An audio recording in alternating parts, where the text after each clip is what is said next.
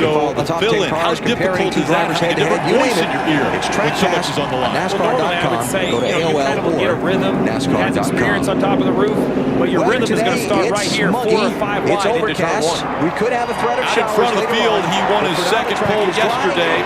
Ty Gibbs brings him to the green flag. We're underway.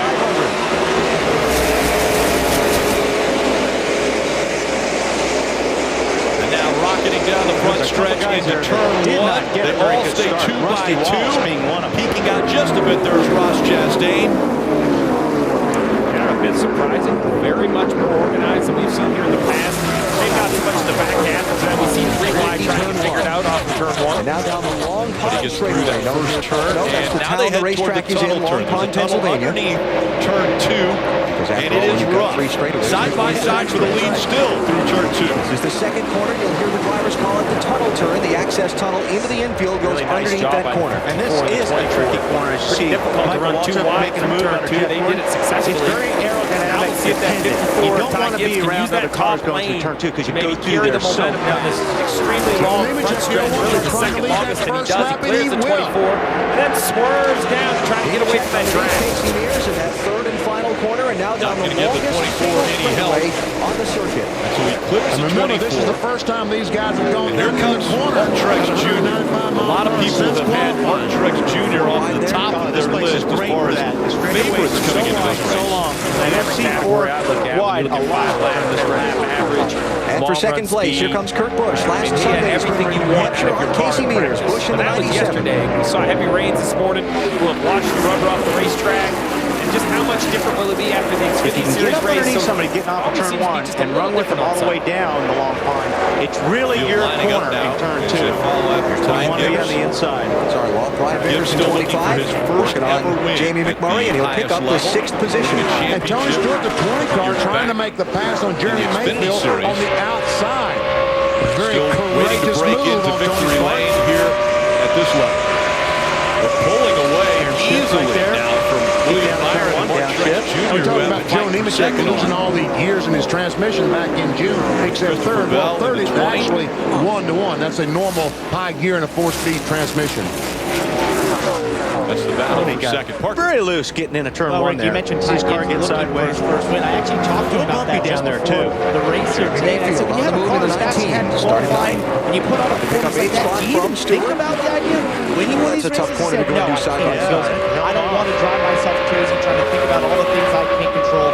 I think about my Casey Mears what I slipping back to third, maybe in danger of losing that spot to his teammate, Sterling Marlin. That's exactly how I tackled the Xfinity. Allen just too tight, so he's going to probably lose a few more positions. Already talking about what they might be able to do when they pit. But that 41 car for Mears tighten off while they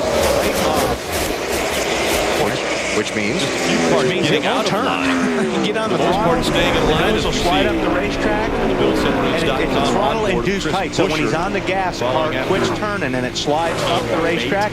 Guys turn up underneath you. That's where they can pass you when you're tight. And yes, that is Sterling Marlin's car, just a different brand for his sponsor. Straightaway connected this weekend. 1 to turn 2. This turn 2, it looks pretty benign, but I'm going to tell you, when you go around here in the pace car, you're basically last lap I noticed some trash going in the corner. You see Joey Logano out of the gas over that bump. We talked about how rough it was, Grant.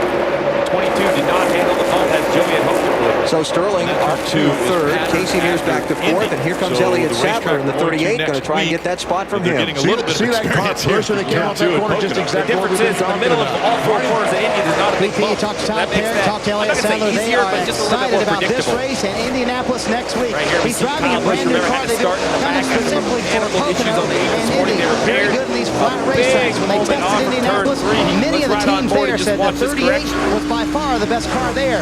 If it runs well here today, and they expect that, they will take it to Indianapolis. They think it can win both races. Remember, Bill Elliott did that in 2002. Here's that word title on. Let's open the old Home Depot virtual garage and show you what it means. I mean, that's something these teams fight all the time, is that tight off. What happens when you go in a corner? The car is perfect. All 4 tires are even. And you'll use all 4 tires for green. But as soon as those front tires get too warm, when you turn them, the car will not turn. It just simply slides up the racetrack. Up against an outside retaining wall. tight is the slang term that's been around NASCAR for years. I kind of like the road racers term. They call it understeer. It's a little more clearly understood. Get in there, you just know the front tires have the track. So the only way to really get them to grip back up is to lift and just slow. Not slow down, but just quit accelerating. That's right. You're always operating at the edge of grip with these race cars, and you're trying to find it. So fifth place that Vickers will take, and will slide back to sixth, which brought back to a race for seventh. Because it kills your momentum down the straight, and of course Tony Stewart there racing for that spot, 24 and 20. It's not anywhere near as long as the front straightaway. Started in 13th position. He's still on it. Look at the gain. And that is a team he's making on Chase that Elliott. has really been on a roll here lately. Downshift into the tunnel.